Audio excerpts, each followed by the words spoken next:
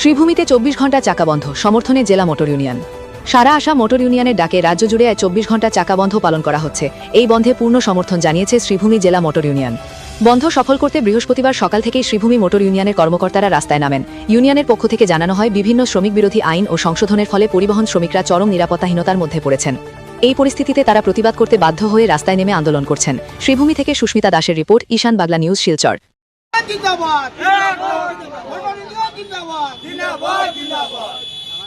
নতুন একটা আইন করছে ব্রিটেনরা, এই আইনটা আমরা কোনো বছর মানে নেওয়া উচিত। ড্রাইভার কোনোদিনও একটা পিঁপড়া মানে না।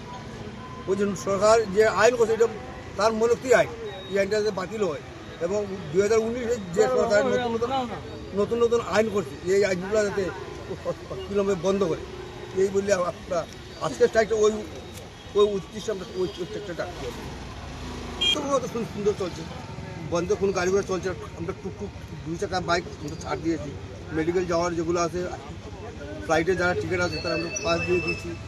কোনো উচ্ছৃঙ্খল করছি না আমরা।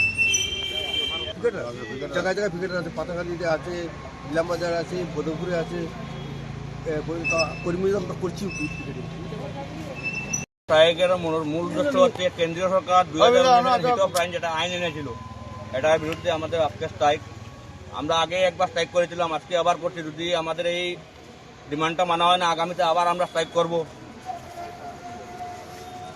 একটা কথা হচ্ছে, আমাদের ড্রাইভারের 60 বছরের উপরে একটা ভাতা দিতে হবে, আমাদের একটা ডিমান্ড। কারণ সরকার সবাইকে সব কিছু দিচ্ছে, আমার ড্রাইভারকে কোনো কিছু দিচ্ছে না। আমরা ড্রাইভার সরকারের জন্য দিন রাত পরিশ্রম করছে। তাকে যারা ট্রাক চালাচ্ছে তারা দিন রাত পরিশ্রম করে পণ্য বহন করছে, যারা প্যাসেঞ্জার গাড়ি চালাচ্ছে তারা এখান থেকে ওখানে মানুষ নিয়ে যাচ্ছে, কিন্তু আমরা দিন রাত পরিশ্রম করার পরেও সরকার আমাদেরকে কোনো হেল্প করছে না। হিট অফ রাইন আইন যেটা করেছিল কেন্দ্রীয় সরকার 2019-এ, এটাকে বাতিল করার জন্য